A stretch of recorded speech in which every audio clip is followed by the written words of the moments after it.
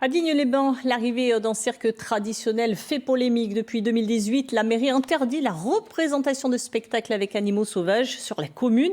Une interdiction valable sur l'espace public. Le cirque a donc décidé de contourner cet arrêté en s'installant sur un terrain privé. Reportage d'Aurélien Casanova et de Valérie Bourg.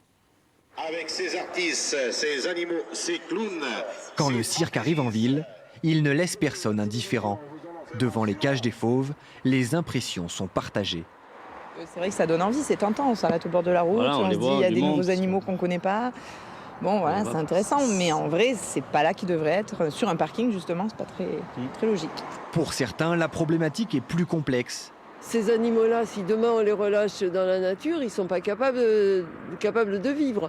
L'homme, c'est le plus grand des prédateurs et que dans la nature, ces animaux sauvages, dits sauvages, n'existent plus, tout simplement. Donc malheureusement, le seul endroit où on peut les voir, c'est ici. C'est donc ici, au cirque franco-belge, que l'on peut rencontrer Milo, ce tigre d'à peine 8 mois. Ils sont nés, vous voyez, avec nous. Là, viens là, allez.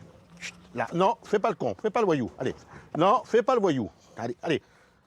Allez, papa, il n'est pas content après. Hein. Serge Muller est la 7e génération de ce cirque familial. Il se défend de toute maltraitance animale. Nos animaux, on les aime vraiment comme nos enfants. Donc ces personnes qui disent que les animaux sont maltraités dans les cirques, il faudrait qu'ils viennent un petit peu sur place, passer 2 jours avec nous et constater.